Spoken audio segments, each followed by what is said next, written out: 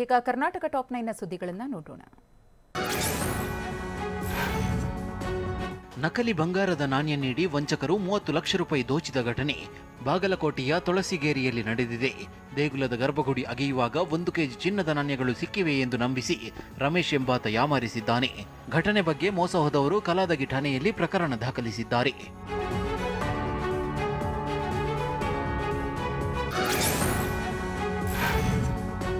ತುಮಕೂರು ಜಿಲ್ಲೆ ಪಾವಗಡ ತಾಲೂಕಿನ ಸಾಕಮ್ಮನಗುಡ್ಡದ ಬಳಿ ಜೂಜಾಡುತ್ತಿದ್ದ 9 ಜನರನ್ನ ಅರೆಸ್ಟ್ ಮಾಡಲಾಗಿದೆ. ಬಂಧಿತರ ಬಳಿ ಇದ್ದ 4 ಬೈಕ್ಗಳು 2 ಲಕ್ಷಕ್ಕೂ ಹೆಚ್ಚು ಹಣ ಜಪ್ತಿಗೊಳಿಸಲಾಗಿದೆ. ಅರಸೀಕೆರೆ ಪೊಲೀಸ್ ಠಾಣೆಯಲ್ಲಿ ಪ್ರಕರಣ ದಾಖಲಾಗಿದೆ.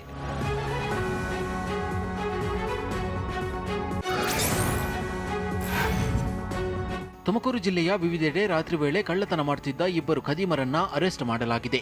ತಿಮ್ಮಪ್ಪ ಎಂಬುವರನ್ನ ಬಂಧಿಸಿದ್ದು 4,72,500 ರೂಪಾಯಿ ಬೆಲೆ ಬಾಳುವ 70 ಗ್ರಾಂ ಚಿನ್ನ, 250 ಗ್ರಾಂ ಬೆಳ್ಳಿ ವಶಕ್ಕೆ ಪಡೆಯಲಾಗಿದೆ. ಚಿಕ್ಕನಾಯಕನಹಳ್ಳಿ ಪೊಲೀಸ್ ಠಾಣೆಯಲ್ಲಿ ಪ್ರಕರಣ ದಾಖಲಾಗಿದೆ.